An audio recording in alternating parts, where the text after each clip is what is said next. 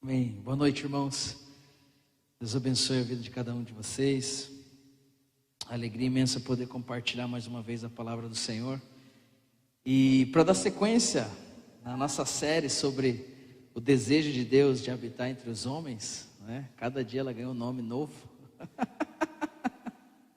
Né? E eu ouvi o DH falando no culto passado, né? Eu peguei no pé dele e falei, cara, põe o desejo de Deus de habitar entre os homens, porque isso que está escancarado nas Escrituras. Deus tem essa vontade, Deus tem esse desejo de estar com o seu povo.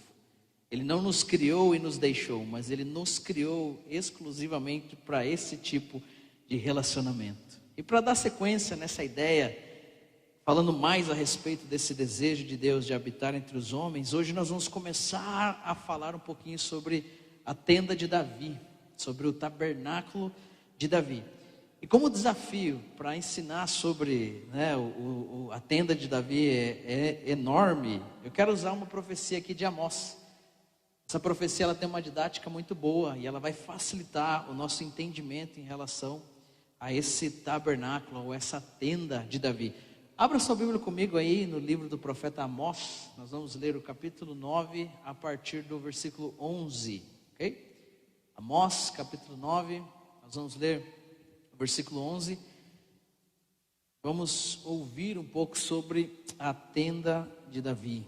Quando você encontrar, diga achei, amém, né? Graças a Deus, depende da tua tradição, de onde você vem. Encontraram, amém? Quero que você leia junto comigo, né? Seja na sua Bíblia, no seu celular, seja onde for, mas leia comigo, né? Amós. Você está sofrendo aí, patinando para achar Amós, né? e não acha. Olha no índice lá, é mais fácil, tá? Eu sei que Amós geralmente são, né? É Amós, Miqueias e Obadias. Qual foi a última mensagem que você ouviu em Obadias, né? Esses são os profetas que geralmente a gente vai deixando para depois.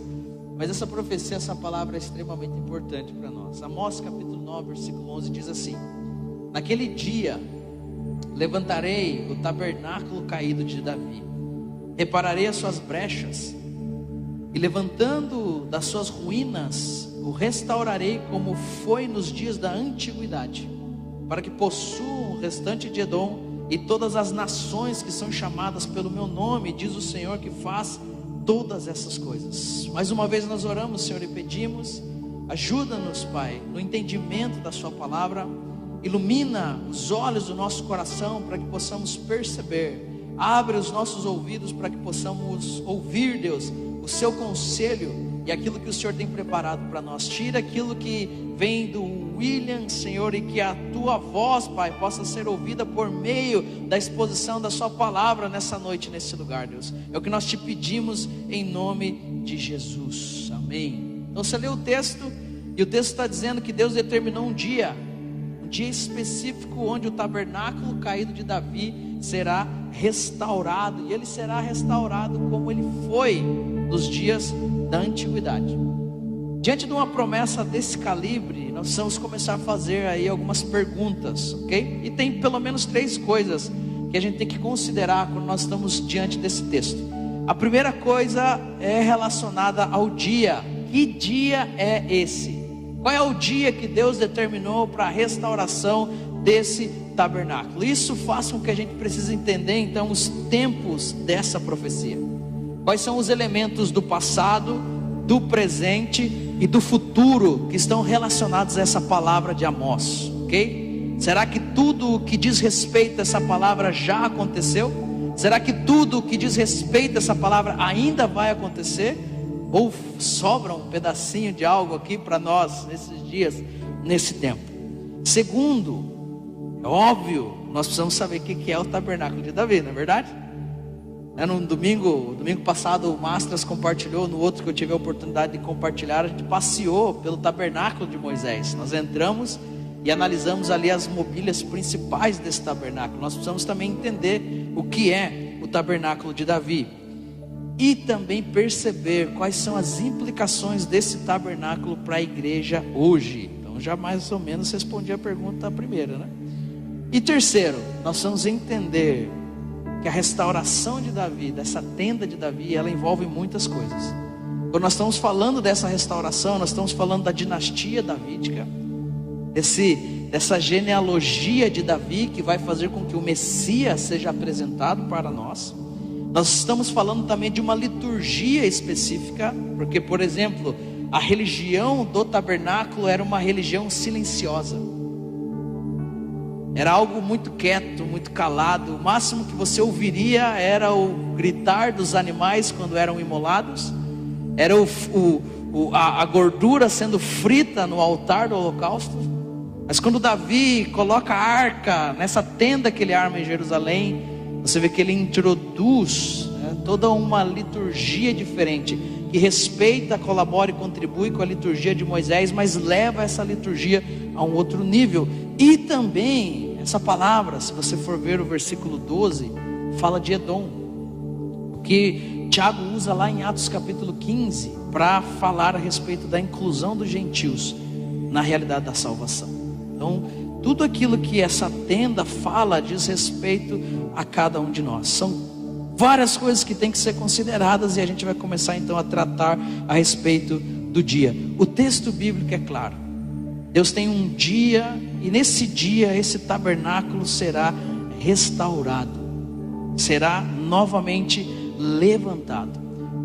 Quando a gente olha para uma profecia bíblica, a gente tem que sempre lembrar de uma coisa: as profecias bíblicas, de alguma maneira, elas sempre têm algum tipo de cumprimento histórico, algo que aconteceu no passado.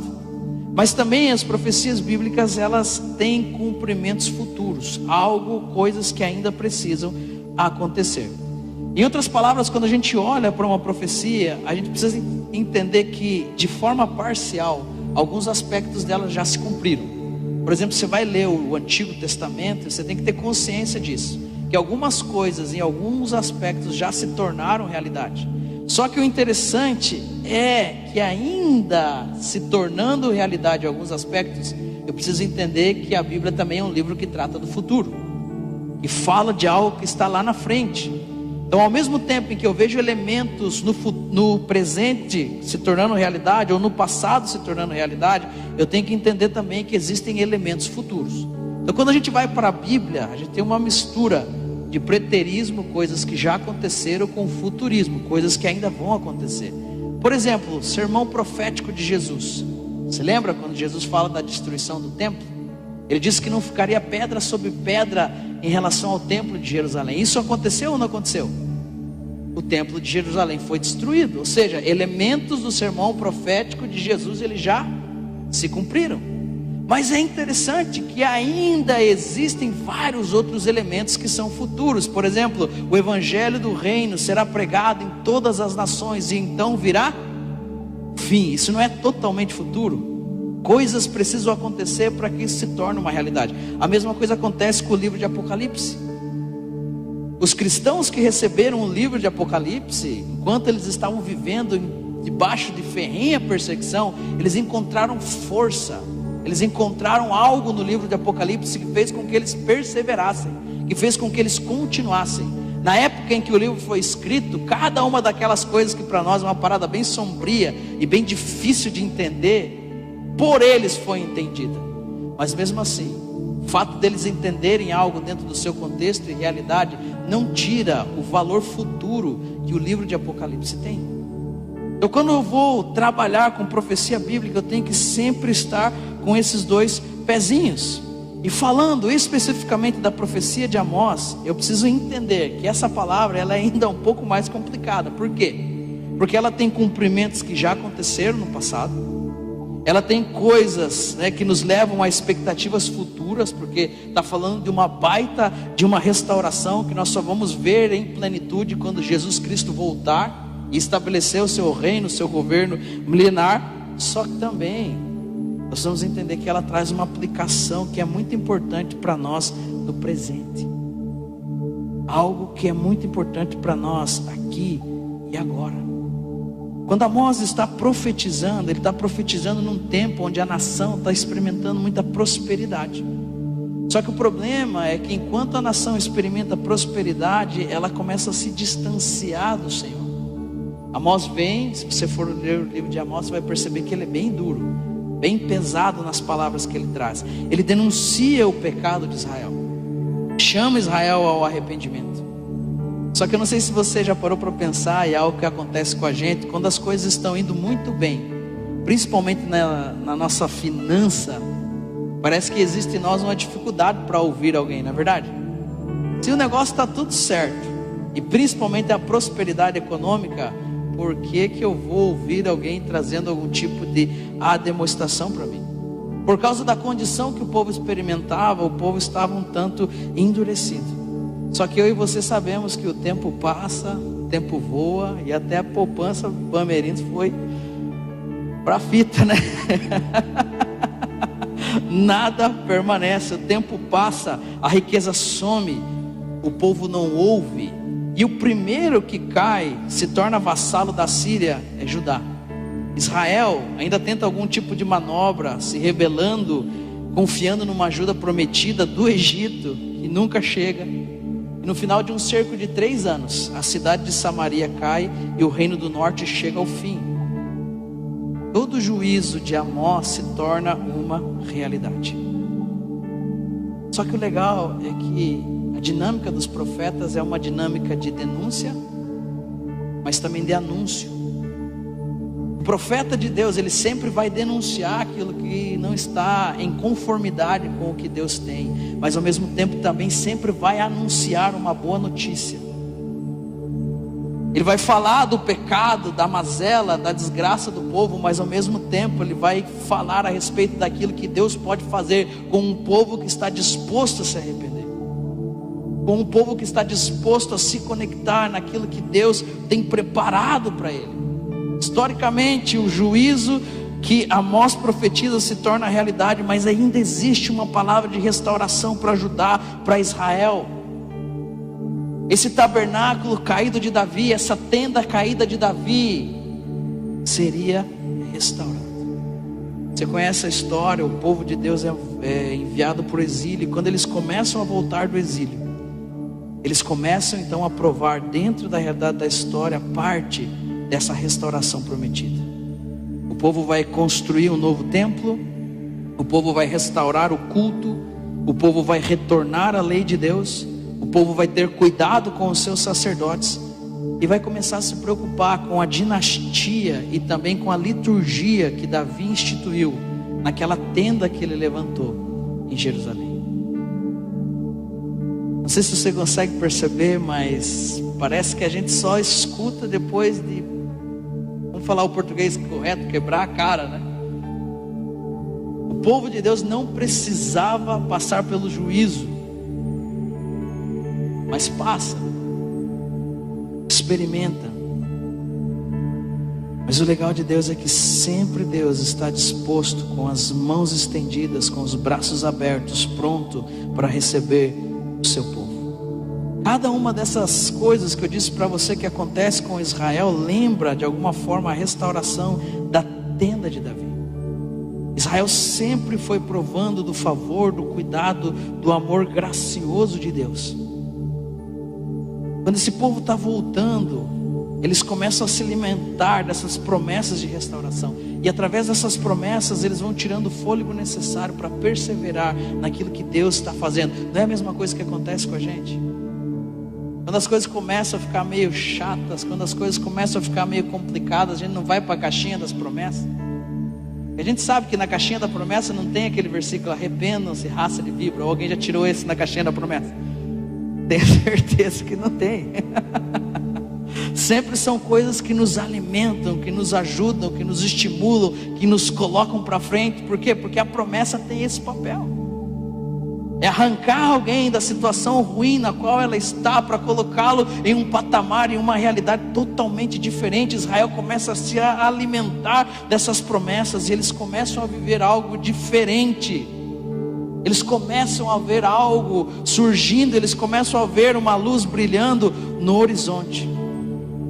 Só que ainda que eu entenda, né, a importância de uma promessa de restauração dentro, né, de todo um esquema, eu preciso também entender que essa promessa ela é bem específica. A promessa de Amós, ainda que ela nos alimente em alguns momentos da nossa vida, ainda que ela alimente Israel em alguns momentos da sua história, nós temos que entender que existem particularidades dessa promessa. Coisas que nós precisamos lutar, buscar, coisas que nós precisamos entender para que possamos experimentar. A palavra de Deus, ela é não apenas clara e direta, mas ela traz peculiaridades.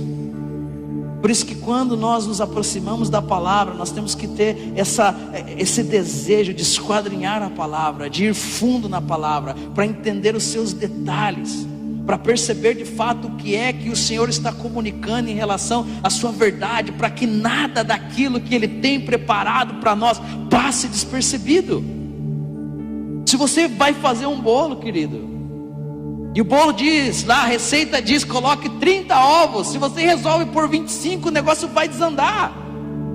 A mesma coisa acontece com as escrituras. Se Deus disse algo, se Deus falou alguma coisa, nós precisamos prestar atenção naquilo. Por quê? Porque lá no final, nós vamos querer reclamar de um processo que nós não respeitamos. E é o que nós vamos ver com Davi aqui nessa noite. Davi ficou desgostoso pelo fato de Uzá ter posto a mão na arca e ter morrido. Só que se você for ver a história e entender o que aconteceu, você vai perceber que Davi não respeitou coisas simples, estavam escancaradas na palavra de Deus. Então quando nós entramos em uma palavra que o Senhor tem preparado para nós, nós precisamos ser minuciosos, nós precisamos ir para os detalhes. Nós não podemos deixar com que nada passe despercebido. Nós temos que ir com o coração disposto a dedicar o tempo necessário para entender aquilo que Deus está falando ao nosso coração. Essa noite nós estamos aqui. Nós temos que entender que essa palavra tem algo, fala algo que precisa ser experimentado por nós. Nós nos alegramos pelas coisas que aconteceram no passado. Nós esperamos ansiosamente as coisas que vão acontecer quando Jesus volte à terra. Mas ao mesmo tempo eu sei e espero que você compartilhe desse desejo comigo. Existe algo para ser experimentado por nós aqui e agora. Sabe, Deus está fazendo algo nesse tempo, nesse dia que se chama hoje, na igreja do Rogate, às 8h29 da noite, e que precisa ser anelado, desejado e principalmente buscado por cada um de nós.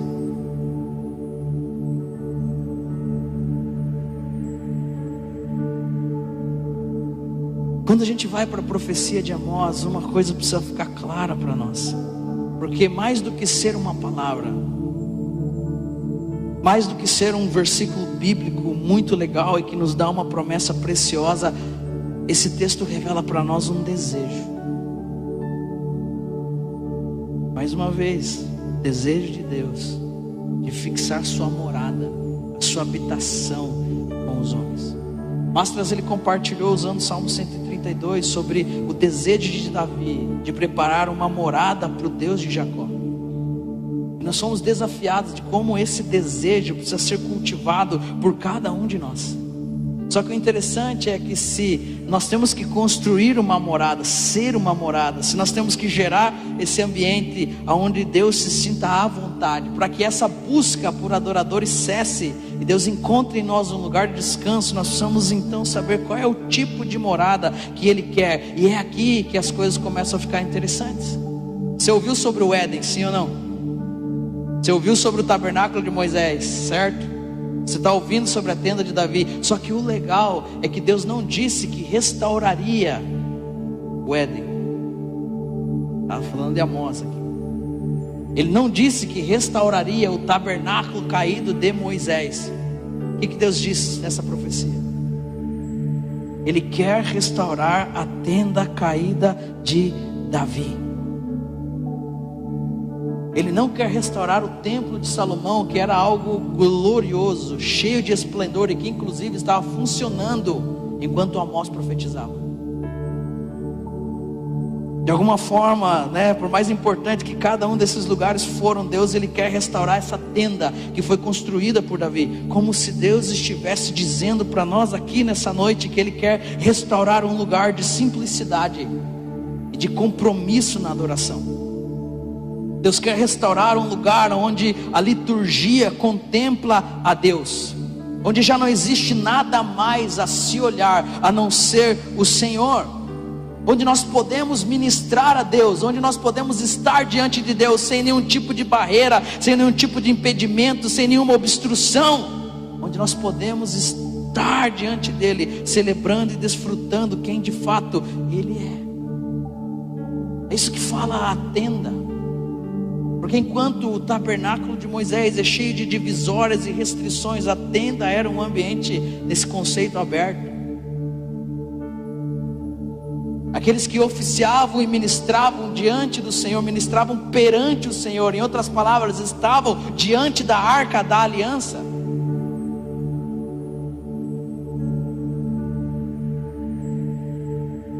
Ela já fala de algo que acontece aqui para mim e para você. Por quê? Porque hoje nós temos um livre acesso à presença de Deus.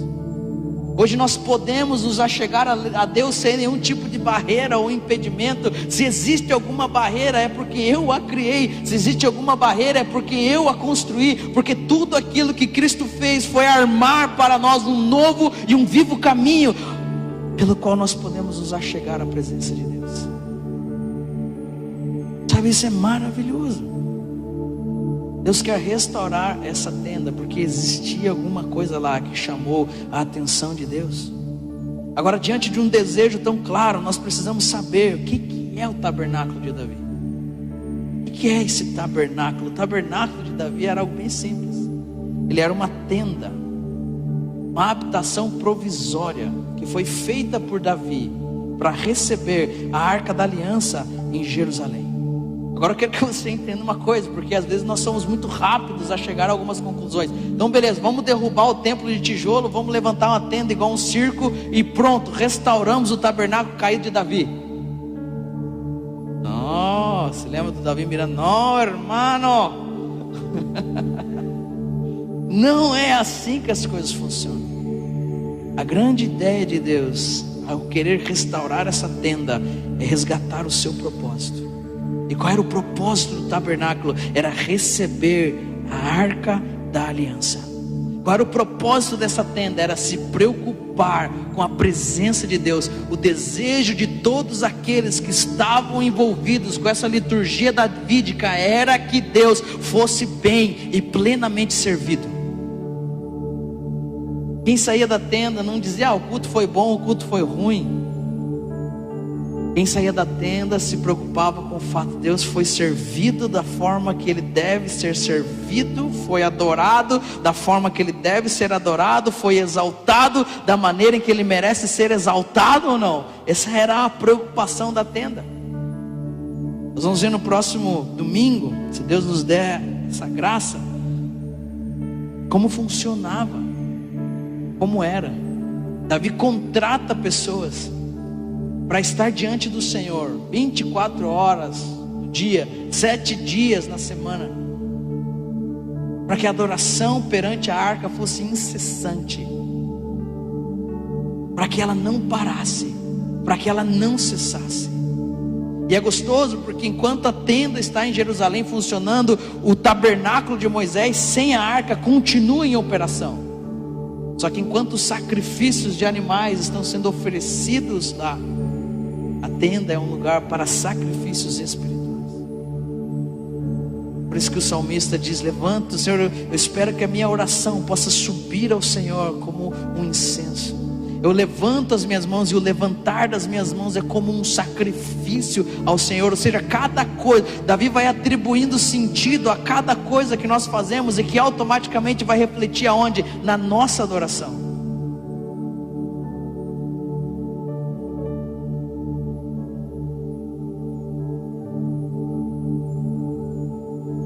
Qual que é o propósito da tenda, se lembra?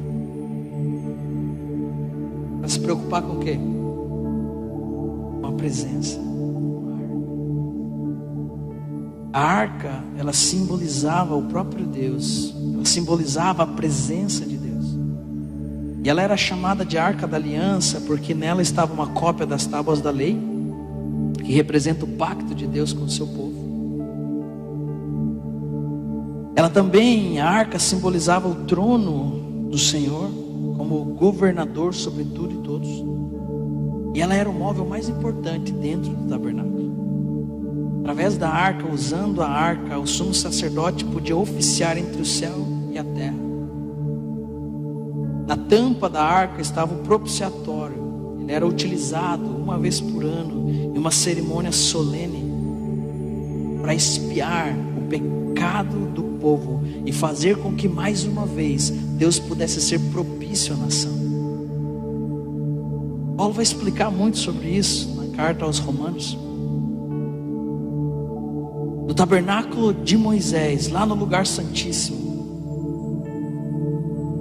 envolvendo a arca, nós temos a presença de Deus, aquilo que nós chamamos de Shekinah. Na sua tampa nós temos o propiciatório. Dentro nós temos as cópias dos términos da aliança de Deus com o seu povo. E tudo o que há nessa arca serve como um memorial da relação que foi proposta por Deus ao homem. Verdade é que Deus quer habitar entre os homens, mas Deus não quer fazer isso de qualquer jeito. Deus não quer fazer isso de qualquer maneira. Deus quer habitar, mas Deus deixa claro que essa habitação ela é feita em seus términos. Não adianta eu querer inventar uma forma para me relacionar com Deus. Com Ele só funciona do jeito dele. Entende? Às vezes eu brinco, Deus é pior que mulher. Só funciona do jeito dela. Do outro jeito não funciona. Deus, Ele é alguém que quer se relacionar comigo e com você. Mas isso não pode ser feito a partir do que eu quero que aconteça, ou a partir do que eu acho que tem que ser. Dentro da arca estava a lei para lembrar o povo que existia um pacto, existia uma aliança, e que era esse pacto, que era essa aliança que deveria direcionar, nortear todo o relacionamento que existiria entre o homem e Deus. Só que agora, o que acontece para que Davi chegue ao ponto de montar uma arca em Jerusalém? Uma tenda em Jerusalém. Tragédia leva Davi a ter que ter uma atitude tão radical. O que leva Davi a fazer isso? E para responder essa pergunta, a gente precisa saber um pouquinho da história da arca. Você sabe o que aconteceu com a arca? Que a arca é construída bonitinha, colocada no tabernáculo de Moisés. Quando Josué conquista a terra, eles fazem aquele local fixo onde eles começam a servir e adorar o Senhor, e tudo vai de vento em popa. Mas de repente algo acontece. A arca começa a ser mal utilizada, ela é roubada, violada, e ela começa a peregrinar por vários lugares até que ela possa ser acolhida por Davi em Jerusalém. Antes de entrar, pare e pense comigo. A arca representa a presença, e essa presença foi mal utilizada. Será que não faz sentido muitas vezes para nós, nos tempos em que nós vivemos? Será que não tem gente por aí mal utilizando ou desviando, desvirtuando o propósito para que as coisas aconteçam em Deus? Uma vez eu fiquei sabendo de uma reunião, um congresso de oração, que seria baseado nos princípios de Deus para o filho pródigo, a história do filho pródigo. E daí o que você pensa? Você pensa: pai, pequei contra os céus, contra ti. Pai, já não sou digno de ser chamado, trata-me como um dos seus empregados. Você pensa em arrependimento, em quebrantamento. Você pensa em alguém disposto a buscar o Senhor. Ele diz que quando chegaram lá, a parte que o cara usou não foi essa, a parte que ele usou foi outra. A parte que ele usou é: coloque o pai na parede e reclame a herança que você tem em Deus. O que você acha? Aí a gente se pergunta, porque tem um monte de gente vagando por aí, ferida, machucada. A arca naquele tempo, naquele momento, ela foi mal utilizada, roubada, violada, e ela peregrina por muitos lugares até ser acolhida por Davi em Jerusalém. Essa história está em 1 Samuel, no capítulo 4. Você pode ler depois.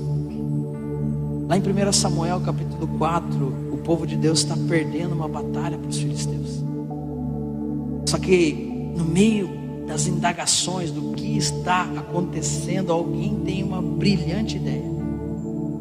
Qual que é a ideia brilhante que eles tiveram? Eles falaram: vamos levar a Arca da Aliança para o campo de batalha.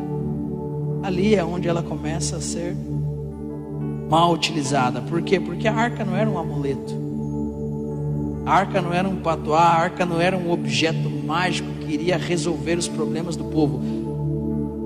Acho que a gente nunca fez isso, né? A gente nunca achou que Deus é esse ser mágico, mitológico, né, que quando invocado aparece para nos resolver dos nossos problemas. Quem faz isso é o Chapolin Colorado, né? Deus não é assim. As coisas com Deus são diferentes, acontecem de uma forma e de uma maneira totalmente diferente. Eles colocam a arca no fronte e em meio à batalha, quando ela chega, os soldados eles recebem um ânimo novo, eles ficam empolgados, eles ficam felizes.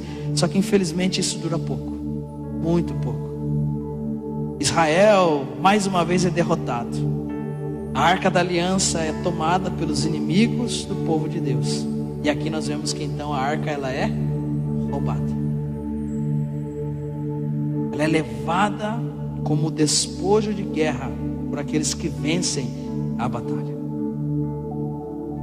Quando Eli, o sacerdote naquele momento, recebe a notícia de que os seus filhos, Ofni e Finés, morreram e que a arca foi tomada no campo de batalha, ele cai da cadeira, ele quebra o pescoço e ele morre. É interessante porque Eli já era um sacerdote velho, ele já não tinha mais visão, ele já não conseguia enxergar o futuro, ele não conseguia ver mais nada, ele não conseguia nem ouvir a voz de Deus. E é por isso que Deus começa a falar com um menininho que está lá no templo. Se lembra do nome dele? Chama ele, aquele que ouve ao Senhor, Samuel. Também isso não acontece, né? Falando, gente, sim ou não? O que vocês me dizem? Nunca se perde a visão, né? A gente nunca se acomoda na nossa cadeira, começa a ficar gordo espiritualmente, perdendo os deslumbres e deixando de ouvir aquilo que Deus tem preparado para nós, aquilo que Deus deseja para nós. Quando Eli recebe essa notícia, ele cai, ele quebra o pescoço, ele morre. A nora de Eli estava grávida e quando ela ouve isso, ela dá a luz ao seu filho. E nós chegamos nesse momento icônico da história de Israel, onde ela chama o seu filho de Icabode. Você lembra o que significa? Ela diz: foi-se a glória de Israel.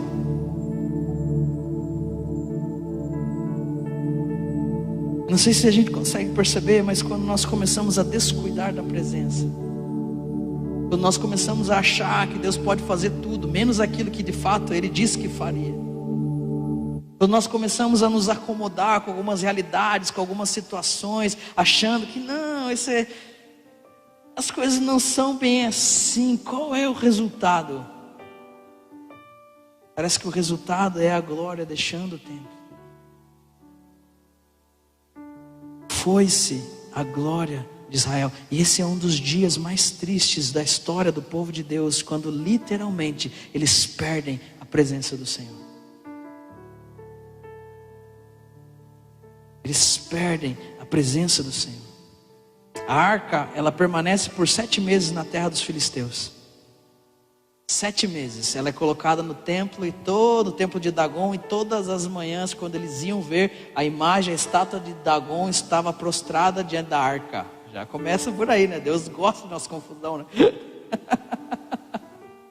Todos os dias, quando se abriu o templo de Dagon, estava ali prostrada a imagem de Dagon perante a arca, mostrando que o Senhor é Deus sobre todos os deuses, que não há nada nem ninguém que possa ir em contra Ele. E o mais interessante é que a mão do Senhor começa a pesar sobre os filisteus e eles começam a ficar apavorados e eles querem devolver essa arca. E sabe por que eles querem devolver a arca? Por que eles não destruíram a arca, tacaram fogo na arca e resolveram os problemas deles? É porque eles reconheceram que o Deus de Israel era mais forte que os seus deuses e que era melhor devolver de forma pacífica essa arca para não ter mais nenhum tipo de problema. O que eles fazem? Eles constroem um carro novo. Fala comigo assim, carro novo. Eu não gosto de fazer isso repetir, mas isso é importante. Carro novo. Isso é muito importante. Carro novo. Eles colocam a arca num carro novo que é puxada por 2 vacas que estavam, amamentando seus bezerrinhos, e ela chega na cidade fronteiriça de Bet-Semes. Sabe por que eles usam 2 vacas? Pensa comigo, Não sei qual que é a tua experiência com vaca, mas Amós fala das vacas de Baçã. Então se você for ler Amós, você vai se deparar com essas coisas. A vaca, quando ela está amamentando o bichinho, o bezerrinho ali, cara, ela não quer sair de perto dele. Se ele grita de um lado, ela grita do outro. Se aonde ela vai, o bichinho vai. Ou seja, não tem como separar esses animais.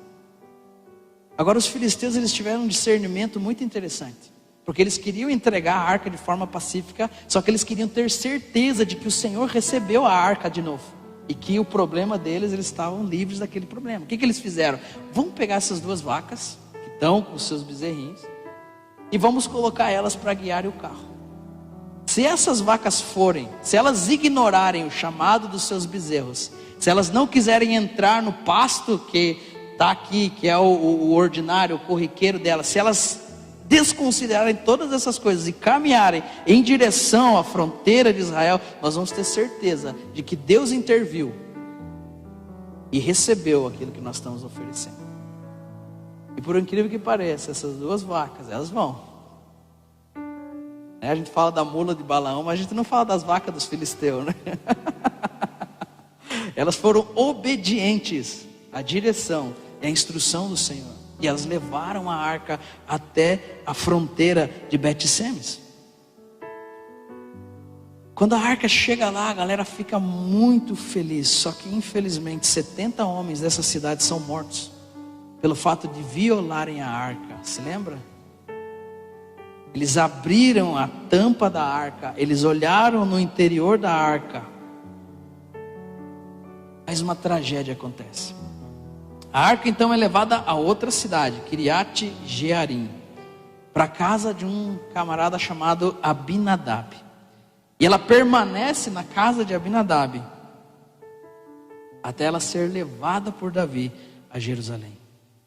Nesse período, olha o que acontece com a arca, mas nesse período da arca na casa de Abinadab até a arca ser levada para Jerusalém, nós temos 20 anos.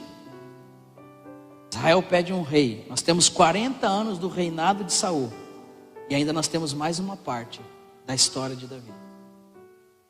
Olha quantos anos essa arca ficou sem estar no lugar que deveria estar, na casa de Abinadab.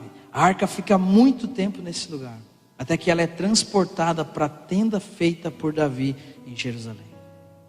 Imagine a euforia e a alegria do povo, sabendo que chegou o momento de trazer a arca da casa de Abinadab e colocar a arca, tirar de uma casa e pôr essa arca em um lugar público, nessa tenda que é armada por Davi em Jerusalém. E aí eu gostaria que você fosse em 2 Samuel 6, porque aí é o texto que nós vamos conversar um pouquinho mais. E quando chega no momento,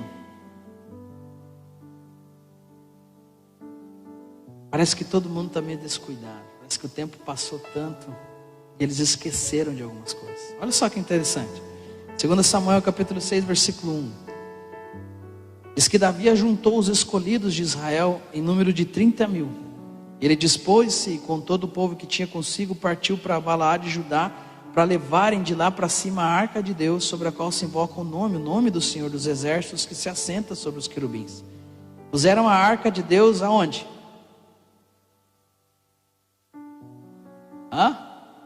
Carro novo. Quem que usou essa estratégia? Os filisteus. Quem que nós somos? São os filisteus, né? Para usar as mesmas estratégias. O que você acha? Eles colocaram a arca num carro novo e a levaram da casa de Abinadab, que estava no outeiro, e Uzá e Aiô, filhos de Abinadab, guiavam o carro novo. Muito tempo, você viu que muito tempo havia passado, mas esse povo era um povo com uma profunda tradição oral. Todas as histórias, elas eram repetidas, contadas de geração a geração. Eles sabiam muito bem aquilo que tinha acontecido com a arca. Eles sabiam como os filisteus devolveram a arca em um carro novo. Agora, por que você precisa de um carro novo? Sabe por que você precisa de um carro novo? Isso aqui é a parte que os caras cortam na internet, né? Sabe por que você precisa de um carro novo? Daí, pastor William Pilantra fazendo campanha do carro novo, né? Mas sabe por que você precisa de um carro novo? Por questões de impureza ritual. Imagine só, você correu o risco de carregar a arca em um lugar onde você carregou um cadáver de um animal. Você carregar a arca onde há esterco de animais. Então era melhor o quê? Correr o risco ou fazer um carro desde o zero?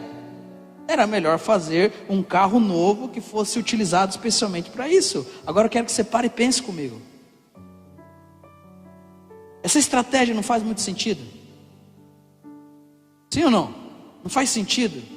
É ritual, você tem que ter um carro novo, você não pode correr o risco. Cara, isso faz muito sentido. Levar a arca em um carro novo é as melhor das opções. A ideia deles é muito boa. E sabe qual que é o crivo do pragmatismo? O que Davi está sendo? Davi está sendo pragmático. Sabe qual que é o crivo do pragmatismo? Isso já deu certo em outro lugar. Já deu certo em outro lugar. Então o que nós podemos fazer? Nós podemos reproduzir isso aqui agora.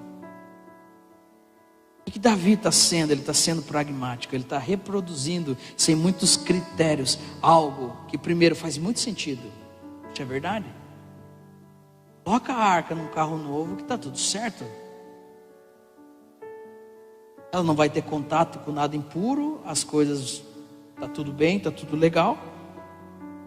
E principalmente isso já deu certo no passado. Uma vez eles fizeram e alcançaram tudo aquilo que eles gostariam de ter alcançado.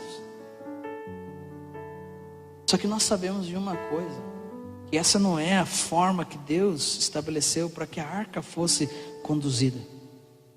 E a estratégia de Davi, ela funciona por um momento, mas as consequências disso, elas são desastrosas.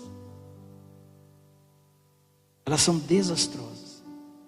O que nós aprendemos aqui? Que não vale a pena negociar princípios em nome de um suposto ou de um aparente sucesso. Não vale a pena simplesmente medir as coisas apenas, e isso que nós entendemos que Deus tem os seus resultados. Mas muitas vezes nós nos deslumbramos com o resultado, mas nos esquecemos que em Deus as coisas passam por esse processo. E o que acontece? Eles levaram a arca da casa de Abinadab.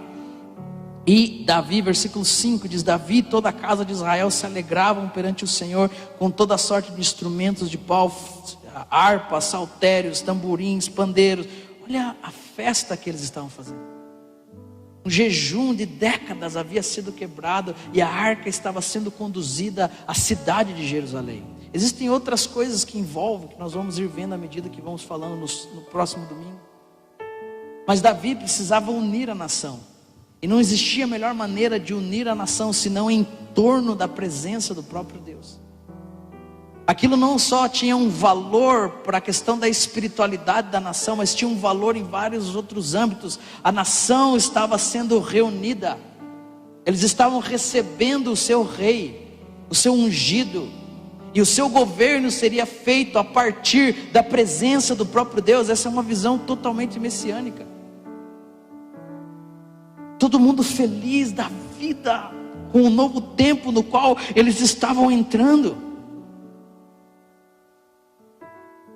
Sabe, eles estavam frenéticos com as coisas que estavam acontecendo, mas de repente, esse cortejo chega à eira de Nacon, e Uzá estende a mão à arca e segura a arca. Por quê? Por algo bom. Os bois tropeçaram e com medo de que a arca caísse, ele foi segurar. Sabe o que aconteceu? Eu acho que isso para mim é complicado. E às vezes na nossa justiça própria parece que não precisa tanto, né? O cara coloca a mão na arca para segurar a arca, para que a arca não caia, se espative, se quebre no chão.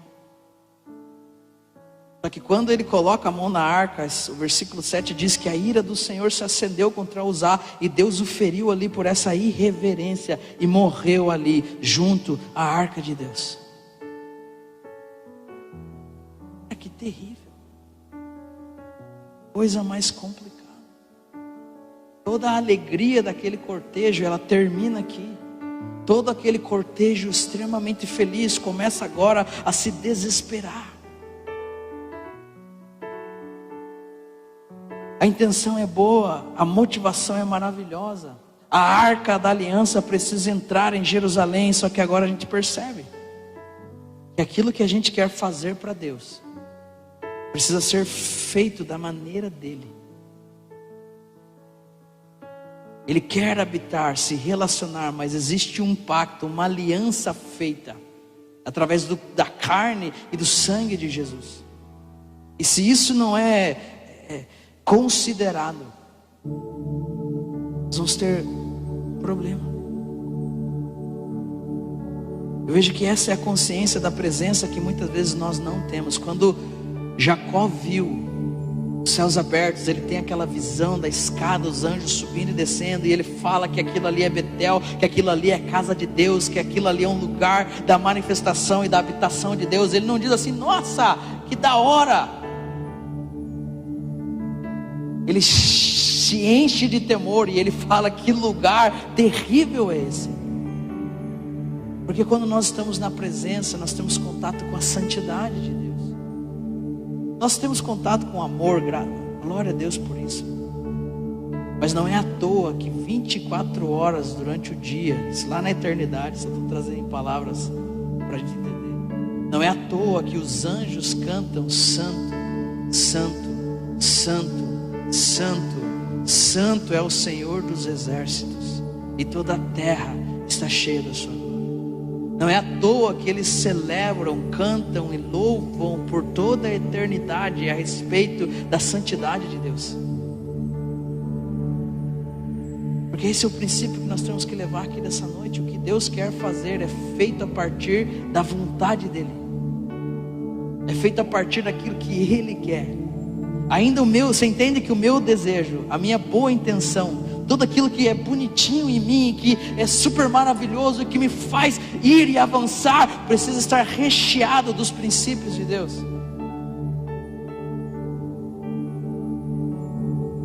Por isso que os detalhes são importantes. Ninguém tropeça numa montanha. Alguém aqui já tropeçou numa montanha? Alguém já tropeçou no Anhangaba? Mas numa pedrinha, no meio fio. São nesses detalhes, são nessas pequenas coisas que muitas vezes nós acabamos nos comprometendo. Essa é a consciência da presença que muitas vezes não temos. Uzá, ele morreu junto à arca de Deus. Ele foi ferido por causa dessa irreverência. As raízes dessa palavra irreverência, que descreve a atitude de Uzá, elas vão levar a gente à questão da negligência. Deus está falando para Uzá, cara, você foi negligente. Você foi ferido porque foi negligente. E no caso de Uzá, a negligência seria o desprezo do conhecido. Eu sei o que eu preciso fazer, mas eu acabo não fazendo. Eu sei o que eu tenho que fazer, mas no final das contas eu negligencio aquilo. E geralmente a pessoa que negligencia, ela pode andar em conformidade ao combinado, ela pode cumprir com o padrão estabelecido, mas ela tem aquela irresponsabilidade em relação a acordos, e ela decide não fazer e não faz. Não sei se Uzá ficou inibido na presença do rei, não quis questionar o rei, não quis dizer para o rei, rei, as coisas não são feitas dessa forma, dessa maneira, nós precisamos fazer diferente. Porque se lembre de uma coisa, a arca fica muito tempo na casa de Uzá. Ela fica muito tempo na casa de Abinadab, pai de Uzá. E esses homens, eles conviveram de forma harmoniosa com a arca. Eles conviveram de forma harmoniosa com a presença de Deus por longos e longos e longos e longos e longos anos. E isso só pode ser feito de uma maneira. Poderia conviver com a arca de qualquer forma alguém? Quem me responde? Jamais. Se eles conseguiram conviver tantos anos com a arca, significa que eles respeitaram as ordenanças de Deus que foram estabelecidas a respeito dessa arca. O que eu quero dizer para você? Que com certeza não faltava conhecimento e nem experiência para usar. E como um guardião da arca, como alguém que foi levantado para guardar a arca na casa do seu pai, ele poderia ter instruído o rei em como conduzir a arca. Só que ele não faz isso. E ainda no meio daquele cortejo, uma situação inusitada, ele termina de ferir com a santidade de Deus, colocando a mão na arca.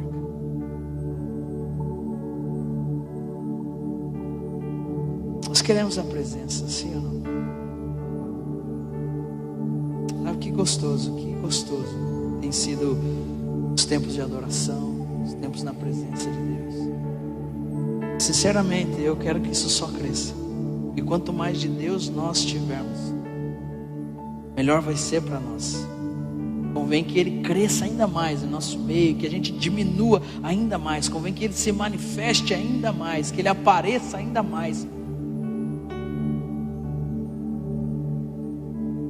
Só que isso não pode ser feito de qualquer jeito. Nós precisamos estar fundamentados na verdade de Deus. Deus procura adoradores que o adorem de qualquer jeito, desde que eles estejam cheios de vontade. É esse que diz o texto. Ele procura adoradores que o adorem em espírito e em espírito e em verdade. Em espírito e em espírito e em verdade. A gente está aprendendo aqui que aquilo que importa para Deus são os processos, os princípios, não apenas os resultados. Eles queriam levar a arca e para isso eles criaram toda uma estratégia e começaram a reproduzir isso. Só que isso não condizia com a verdade de Deus. Como é que nós podemos aplicar isso? Nós podemos dizer de forma simples que para Deus sempre continua sendo melhor obedecer e sacrificar. Parece que para Deus sempre continua sendo melhor ficar nessa obediência ordinária, cotidiana, na obediência do dia a dia, naquela obediência que acontece sempre, toda hora, a todo momento, do que de alguma maneira é amenizar a minha consciência com algum tipo de sacrifício esporádico. E com a tragédia que ocorre, Davi fica frustrado. Meu Deus. Ele fica frustrado. E sabe o que acontece? Está com o texto aberto aí? Veja o versículo 8, o que diz. Diz que desgostou-se Davi, porque o Senhor irrompera contra Uzá. Chamou aquele lugar de Pérez Uzá, ou o lugar que Uzá pereceu, até o dia de hoje. Sabe qual foi a sensação de Davi? Aquela que passa e acontece com cada um de nós. Puxa, fiz tudo isso e ainda me acontece uma coisa dessa. Cara, não dá para acreditar. Cara, eu servi, eu me doei, eu fiz, eu tal, e ainda o que eu recebo em troca, Uzá mete a mão na arca e é torrado do lado dela. A gente nunca passou por isso, né? Só eu, né? Só que aqui a gente pode fazer mais uma avaliação. É muito fácil se frustrar, principalmente dentro da realidade da igreja. É muito fácil. Só que é preciso parar e pensar em algo. De fato, a gente fica de cara, a gente se decepciona, a gente se frustra. Geralmente a gente se frustra com algo ou com alguém. Só que há momentos onde nós precisamos avaliar a fonte dessa frustração. A frustração que eu estou sentindo, sabe, aquela tristeza que eu estou sentindo, ela vem dessa prática de princípios, ela vem da prática da verdade, ou a fonte dessa frustração vem do simples fato de que as coisas não foram feitas da minha maneira. Puxa, não aconteceu como eu gostaria. Davi, ele estava desgostoso porque o plano dele não deu certo.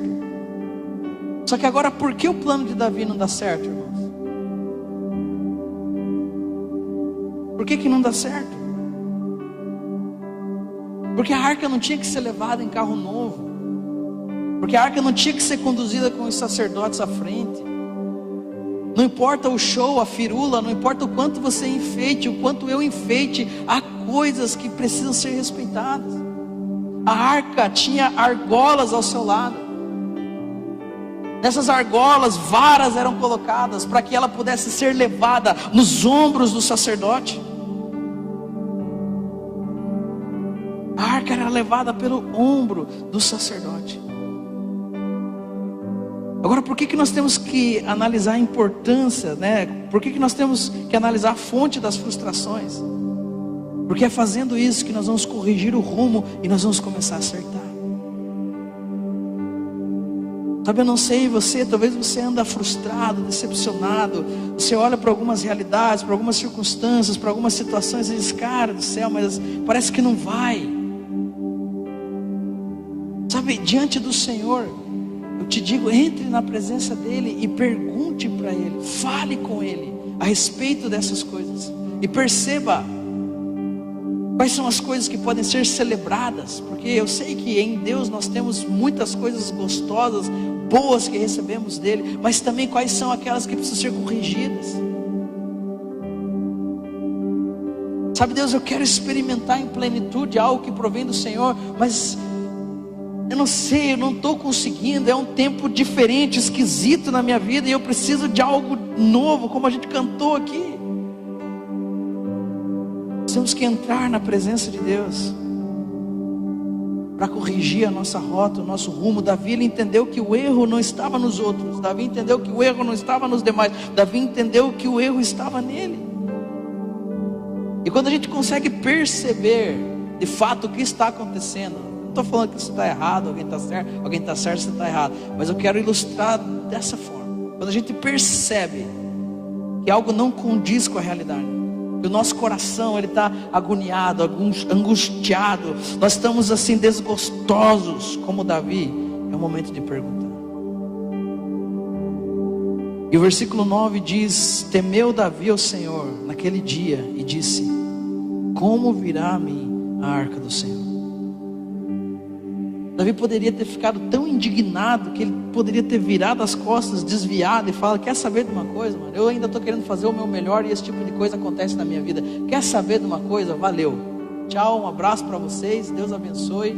Vou pegar o meu ouro, minhas riquezas e vou curtir a minha vida. Só que toda aquela situação, debaixo de uma reflexão genuína, debaixo daquele tempo dedicado ao Senhor para entender de fato o que está acontecendo, gera temor no coração de Davi. E Davi pergunta, em meio à sua dor, à sua decepção, em meio à sua frustração, ele pergunta: como então virá a arca do Senhor a mim? Porque tudo aquilo tinha que acontecer.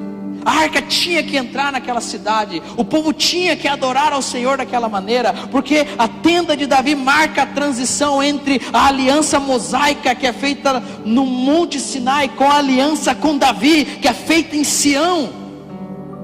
Aquilo tinha que acontecer na história do povo de Deus. E ele então começa a perguntar: como a arca virá a mim? Como a presença do Senhor virá a mim? Como a minha vida vai ser cheia da presença de Deus? E geralmente essa é a nossa tendência, porque a gente faz antes, pergunta depois, né?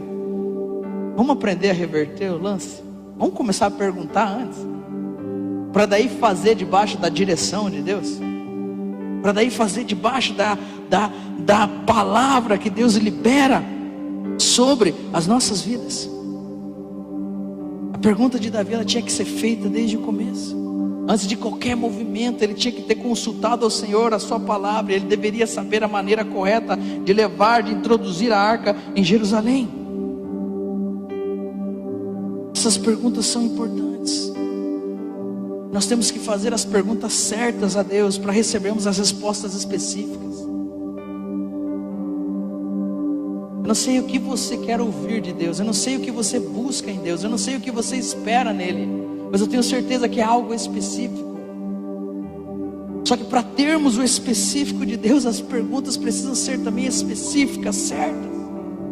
Se a minha vida é um aleatório, se a minha vida é algo tipo,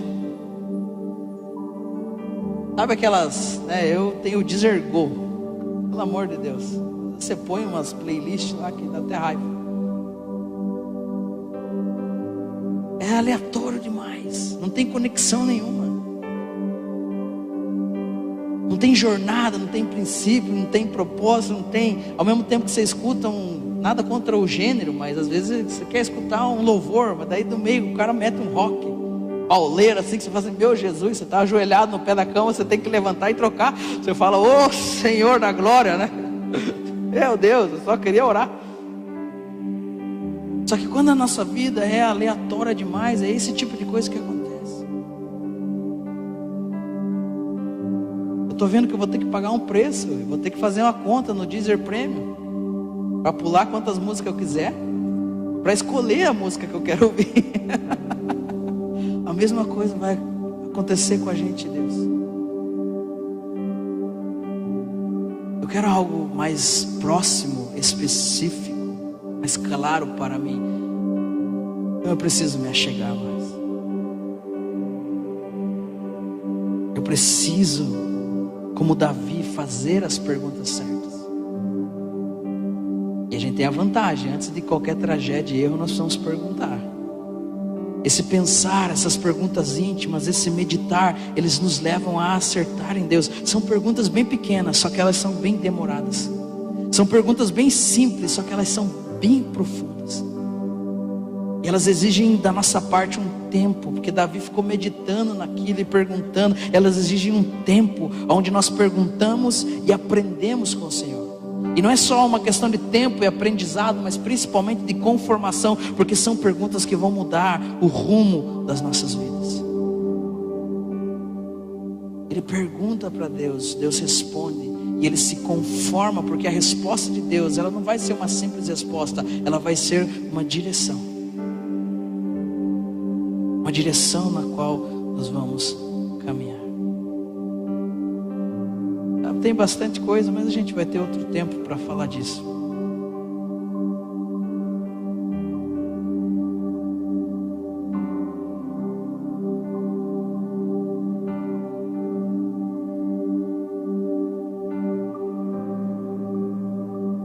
Se nós oramos nessa noite, nesse lugar,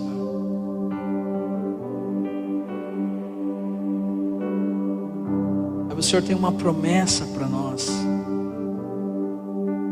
de restauração, Senhor, e nós queremos que a presença encha as nossas vidas, encha esse lugar, encha essa casa. Mas nós queremos começar a cultivar essa relação nos términos da sua aliança. Nós perguntamos nessa noite como virá a presença do Senhor a nós.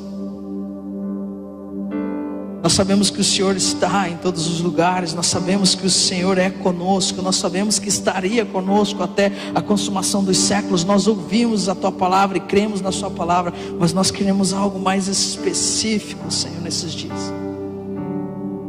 Nós precisamos, Senhor, que o Senhor venha e faça morada em nosso ajuntamento comunitário, que a Tua presença seja palpada, seja sentida, que enquanto o Senhor haja a adoração, o Senhor possa falar aos corações, o Senhor possa ministrar cura às pessoas, o Senhor possa fazer aquilo que homem nenhum pode fazer, Senhor.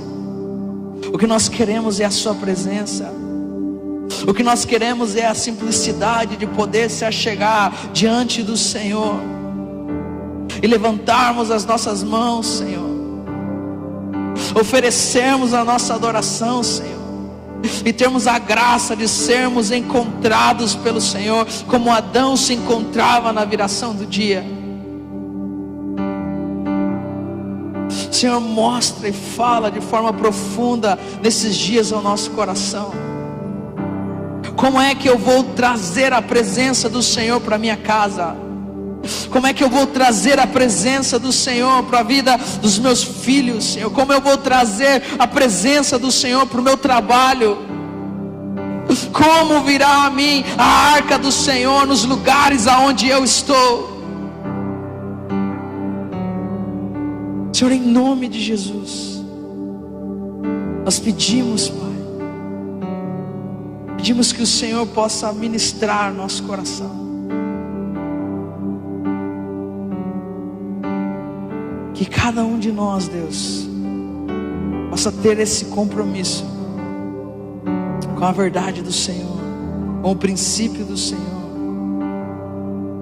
para que possamos ser esses adoradores que te adoram em espírito e em verdade, Deus. Restaura aqui em nós a simplicidade dessa adoração, a simplicidade dessa tenda, Deus, e faz de nós homens e mulheres que conduzem, Senhor, que levam a sua presença, Pai, nos lugares aonde estão, nos lugares por onde passam, nos lugares aonde vão. Nós pedimos, Deus, nós pedimos, Senhor, enche-nos com a tua presença, Deus, enche-nos, Senhor, dá-nos essa graça, Senhor, em nome de Jesus, Senhor, em nome de Jesus, Senhor. Meu Deus, meu Pai, achei em mim um verdadeiro adorador. Achei em mim verdadeiro adorador, com vestes e louvor. Quero rosto, ó Pai, venho ungir minha oferta.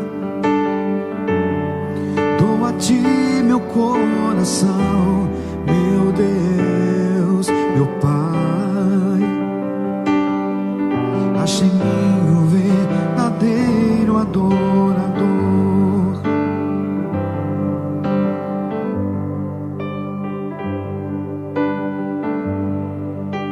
Senhor, que o Senhor faça de nós, Pai, verdadeiros adoradores. Em nome de Jesus. Que o grande amor de Deus, que as bênçãos do nosso Senhor Jesus Cristo e a consolação do doce Espírito Santo seja sobre a tua vida, a tua casa, a tua família. Em nome de Jesus. Em nome de Jesus. Querido, vá para casa e vá com essa sensação e esse sentimento. E como nós vamos encher esse lugar